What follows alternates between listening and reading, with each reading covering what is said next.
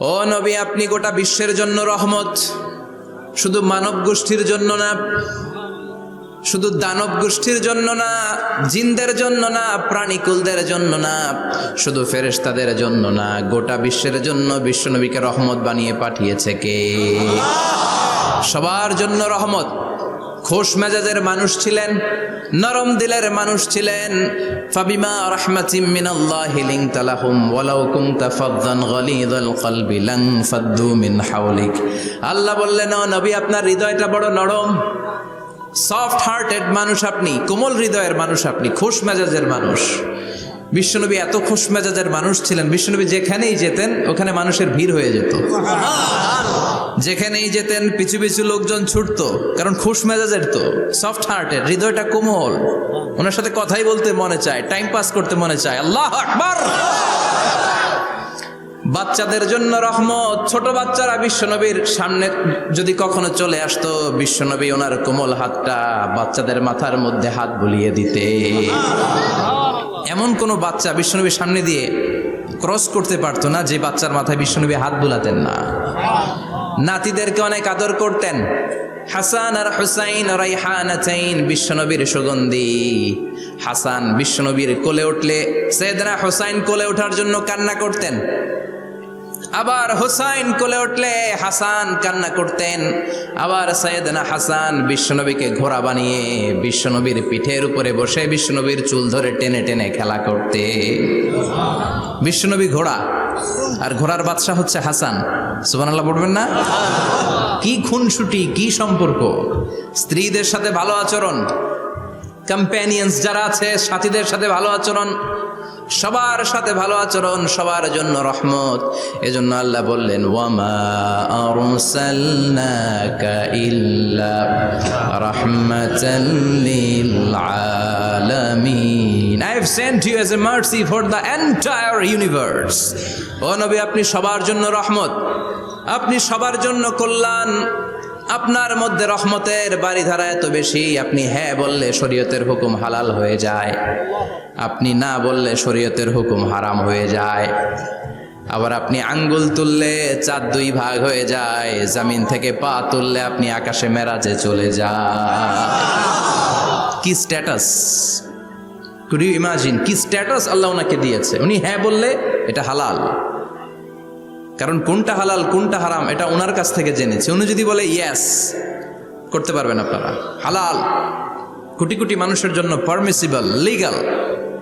উনি যদি বলেন নো, আমাদের সবার জন্য এটা হারাম, কোটি কোটি মানুষ আর করতে পারবো না। আঙ্গুল তুলেছেন চাঁদ দুই ভাগ হয়েছে, পা তুলেছেন মেরাজে চলে গিয়েছে। আল্লাহু আকবার। তার মানে এমন নবী যে নবীর হা এবং না এগুলো শরীয়তের দলিল, ঠিক কিনা? এ নবী এমন নবী, এ নবীরে বাদ দিলে কোরআন বোঝা যায় না, এ নবীরে বাদ দিলে হাদিস বোঝা যায় না, এ নবীরে বাদ দিলে নামাজ বোঝা যায় না, ঠিক কিনা? কারণ কেমন করে নামাজ পড়তে হবে এই নবী আমাদেরকে হাতে কলমে শিখিয়েছে। সল্লু কামা রাআইতুমুনি উসাল্লি, আমি যেমনি সালাত পড়ি তেমনি পড়ো। বিশ্বনবী যেমন শিখিয়েছেন তার বাইরে অন্য কোন নিয়মে সালাত পড়লে হবে নাকি? কথা বলেন। ফজরের সালাত 2 রাকাত, আপনি যদি পড়েন 3 রাকাত, কবুল হবে নাকি? 4 রাকাত পড়লে, 6 রাকাত, 12 রাকাত এরকম পড়লে মায়ের আসানা নাই, কবুল হবে না। অনেক বেশি পড়েছেন, সময়ও দিয়েছেন বেশি, কবুল হবে না। কেননা বিশ্বনবী যেভাবে শিখিয়েছে ওইভাবে পড়েন নাই তো, ঠিক কিনা? আবার বিশ্বনবী যেমন রোজা রেখেছেন তেমন রাখতে হবে। কেমন করে রোজা রাখতে হয় বিশ্বনবী শেখালেন। ফজর থেকে শুরু করে সন্ধ্যা পর্যন্ত রোজা রাখবেন। আপনি সকাল থেকে শুরু করে আসর পর্যন্ত রেখে আসরের পর ইফতারি করলে হবে নাকি? কথা বলেন। কারণ বিশ্বনবীর পদ্ধতিতে হয় নাই। আবার এই নবীকে বাদ দিলে হজ বোঝা যায় না, কেননা এই নবী কেমন করে হজ করতে হয় আমাদেরকে শিখিয়েছেন। বিশ্বনবী ওনার পুরো জীবনে 4টা উমরা করেছেন, একটা মাত্র হজ করেছেন। আর বলেছেন খুযু আন্নী মানাসিকাকুম, কেমন করে হজ করতে হয় আমার কাছ থেকে তোমরা শিখে নাও। হজের সিস্টেম কি আমার থেকে শিখে নাও। মাত্র একবার হজ করেছেন, তাতেই হজের সব আহকামগুলো আমাদের কাছে ক্রিস্টাল ক্লিয়ার, স্বচ্ছ কাচের মতো। স্ফটিক কাচের মতো, স্বচ্ছ পানির মতো, এত সুন্দর তিনি বর্ণনা দিয়েছেন। এই বর্ণনার উপর ভিত্তি করে লক্ষ লক্ষ মানুষ গোটা বিশ্ব থেকে কাবার প্রান্তরে জমা হয়, ঠিক কিনা? মাসাবাতান লিন্নাসি ওয়া আমনা, গোটা বিশ্বের মানুষের মিলন কেন্দ্র। আপনি যখন মসজিদুল হারামে যাবেন, মসজিদে নববীতে যাবেন, দেখবেন আজান হয়ে গেলে লক্ষ লক্ষ মানুষ কাবার দিকে ছুটে, ঠিক কিনা? আজান হওয়ার সাথে সাথে শারে আল হিজরা দিয়ে, জারওয়াল দিয়ে, গাজ্জা দিয়ে, আজিয়াদ রোড দিয়ে পঙ্গপালের মতো মানুষগুলো কাবা কেন্দ্রিক হতে শুরু করে। কারণ কাবা হচ্ছে অ্যাসেম্বলি পয়েন্ট, গ্যাদারিং পয়েন্ট, এটা মিলন কেন্দ্র। এই কাবাকে কেন্দ্র করে প্রতিদিন লক্ষ লক্ষ মানুষের মিলন মেলা বসে। চিল্লায় বলেন ঠিক কিনা? কেমন করে হজ পালন করবেন বিশ্বনবী শেখালেন। কারণ বিশ্বনবীরে বাদ দিলে হজ বোঝা যায় না। তার মানে বুঝলাম উনি হ্যাঁ বললে হালাল, না বললে হারাম। উনারে বাদ তো কোরআন বাদ, উনি বাদ তো হাদিস বাদ। কথা বলেন। উনি বাদ তো নামাজ বাদ, উনি বাদ তো রোজা বাদ, উনি বাদ তো হজ বাদ। এজন্য উনারে বাদ দিলে কোরআন বোঝা যায় না, নামাজ বোঝা যায় না, উনারে বাদ দিলে হজ বোঝা যায় না। তাই উনার সাথে যারা বেয়াদবি করবে ওদেরকেও এমনি এমনি ছেড়ে দেয়া যায় না। বিশ্বনবীর সাথে যদি বেয়াদবি করে এটা অনেক বড় ধরনের বেয়াদবি, এটা রাষ্ট্রীয় আইন করে ওকে শাস্তি দিতে হবে, ঠিক কিনা? বিশ্বনবীর বিরুদ্ধে যদি ব্লগে কিছু লিখে, কেউ ব্লগ লিখে, বিশ্বনবীর পারিবারিক জীবন নিয়ে যদি কেউ কটু কথা বলে, বাজে মন্তব্য করে, বিশ্বনবীর ব্যাপারে যদি শাহবাগের চত্বর থেকে, প্রজন্ম চত্বর থেকে কোনো কথা বলে, ওই বেয়াদবগুলারে ফাঁসির রশিতে ঝুলানোর দরকার আছে না নাই? Very sensitive issue.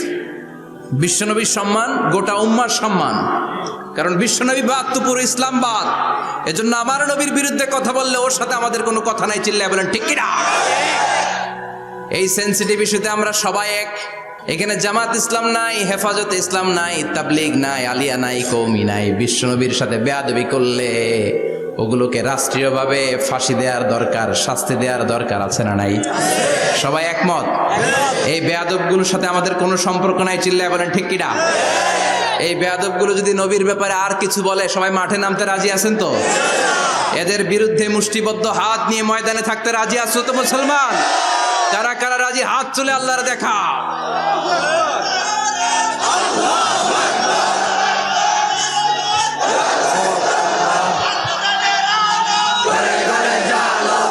আল্লাহ তুমি কবুল করো। বিশ্বনবীর ভালোবাসা যেন আমরা অন্তরে রাখতে পারি, তুমি তৌফিক দাও।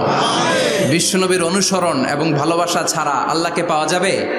আল্লাহকে যে পাইতে চায় হাজরাতের অনুসরণে, আরশ কুরসি লৌহ কালাম না চাইতে পেয়েছে সে।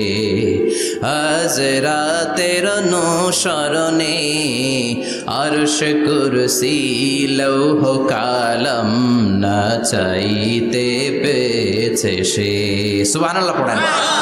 এজন্য আল্লাহ বললেন, নবী আপনাকে আমি গোটা বিশ্বের মানুষের জন্য রহমত করে পাঠালাম। আবার আপনার চরিত্রটা গোটা বিশ্বের মানুষের জন্য আমি মডেল করে দিলাম। আল্লাহু আকবার। ওয়া ইন্নাকা লাআলা খুলুকিন আযীম। ও নবী, চমৎকার একটা চরিত্রের উপরে আমি আপনাকে প্রতিষ্ঠিত রেখেছি।